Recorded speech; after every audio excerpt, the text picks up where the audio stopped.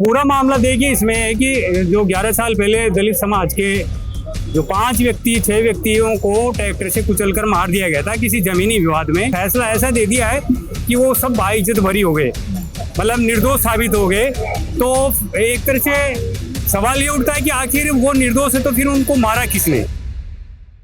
नमस्कार साथियों, स्वागत है आपका अपना हाड़ोकी पर। मैं राकेश कुमार और आज हम मौजूद है जयपुर के शहीद स्मारक स्थल पर। दांगावास मामले को लेकर हम कुछ यहाँ के जो दलित समाज के लोग हैं इनसे इस मामले को जानने का प्रयास करेंगे, आखिर पूरा मामला क्या है और इस मामले पर ये क्या कहना चाहिए, क्योंकि 11 साल बाद ये मुद्दा चला है। आज जयपुर में बहुत बड़ा विरोध प्रदर्शन किया जा रहा है।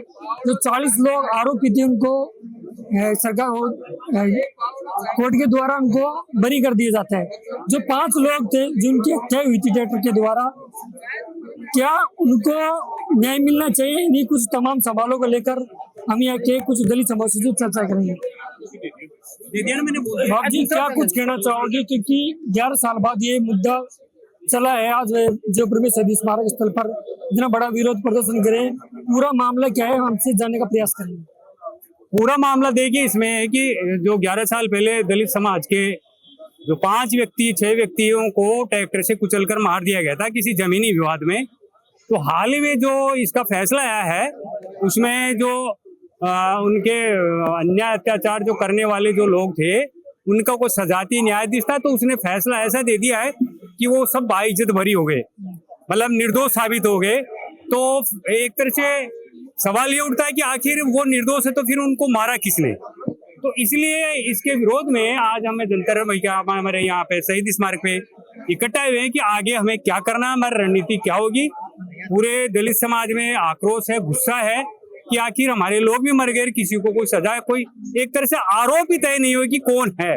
तो इसके लिए अम्बेडकर वेलफेयर सोसाइटी जयपुर राजस्थान का जो प्रतिनिधित्व करती है वो इस केस को हैंडल कर रही है और आगे हम हाई कोर्ट में जाएंगे, सीबीआई से इसकी विचार कर इसके पुनर्जांच का मांग करेंगे ताकि इसकी सही तरीके से जांच हो सके और दोषियों तक पहुंचा जा सके और हमारे को न्याय मिल सके। इसलिए आज हम यहाँ एकत्रित हुए हैं। सब किसके नेतृत्व में ये बड़ा आंदोलन किया जा रहा है? ये इतना बड़ा आंदोलन doctor Ambedkar memorial welfare society Rajasthan के जो अध्यक्ष हैं डॉक्टर सतवीर जी और उनकी पूरी टीम और उनके साथ साथ में पूरे प्रदेश की जो इकाइयां हैं, पूरा समाज है उनके साथ में, उनके नेतृत्व में यहाँ शहीद स्मारक जयपुर में लोग इकट्ठे हुए हैं। एक तरह से शुरुआती हमारा एक आक्रोश है, इसके बाद में बड़े आंदोलन भी हम कर सकते हैं और हम इसको लेके आगे न्यायपालिका हाई कोर्ट में सुप्रीम कोर्ट तक भी जाएंगे और हमारे लोगों को न्याय दिलाने का काम करेंगे।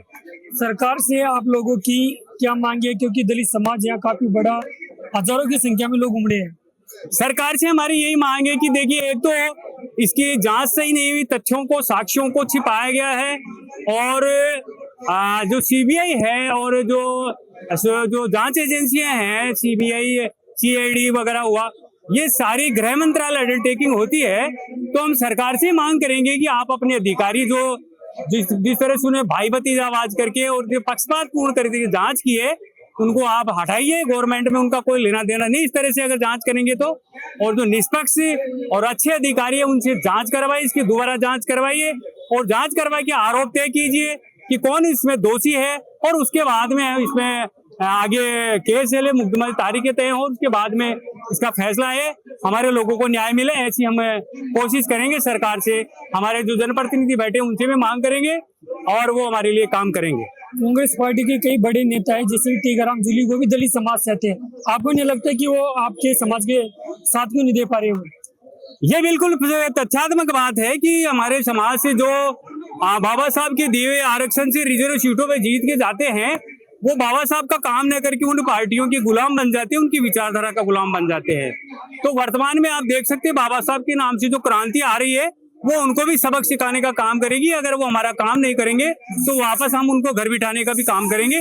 शीघ्र ही वो समझ जाए, अगर हमारी बात उन तक पहुंचती है तो वो समाज के पीड़ित लोगों का संज्ञान लेना शुरू कर दे और समाज के लिए काम करना शुरू कर दे। अन्यथा वो दूर नहीं जब उनको घर बैठाएंगे और सच्चे और अम्बेडकरवादी क्रांतिकारी लोगों को हम संसद और विधानसभा में पहुंचाने का काम करेंगे। नागौर जिले के डांगावास क्षेत्र का ये मामला है। वहाँ के नागौर के सांसद है हनुमान बेनीवाल, क्योंकि वो एक वो ये कहते हैं कि वो न्याय का योद्धा उसे माना जाता है।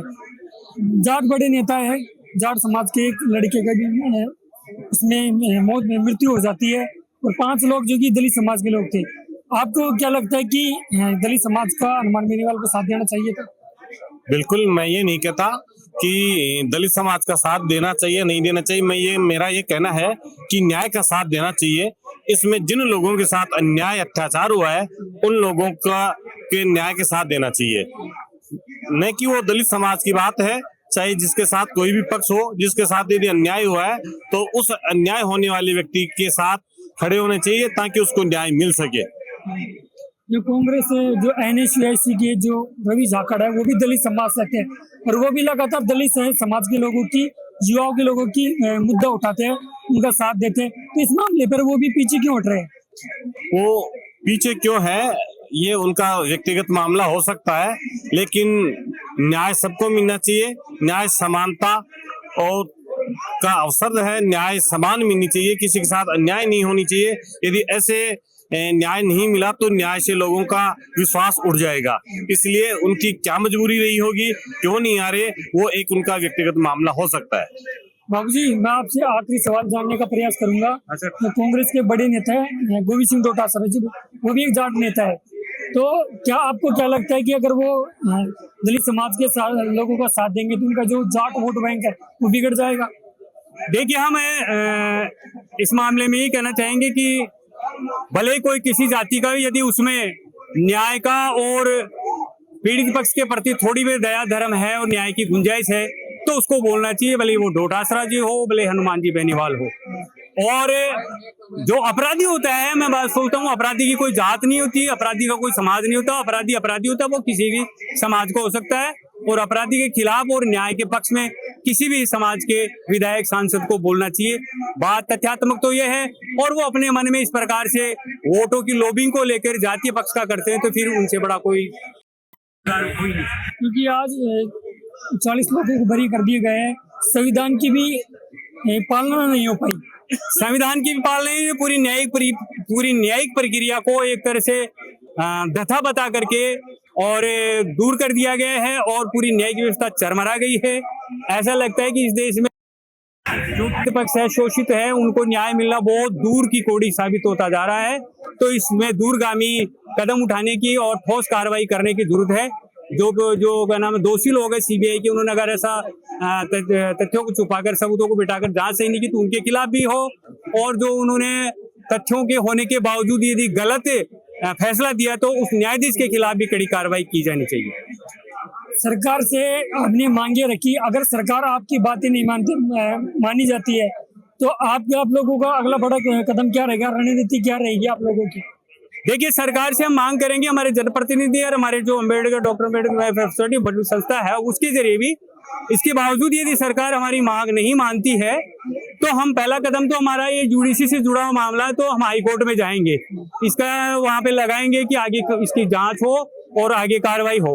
उसके बावजूद यदि सरकार के नुमाइंदे या सरकार इसके ऊपर नहीं बोलती तो हम बड़ा आंदोलन करेंगे, राजस्थान में बड़े कदम उठाए जाएंगे और बड़े स्तर के ऊपर हम सरकार की चूल्हे हिलाने का काम भी करेंगे।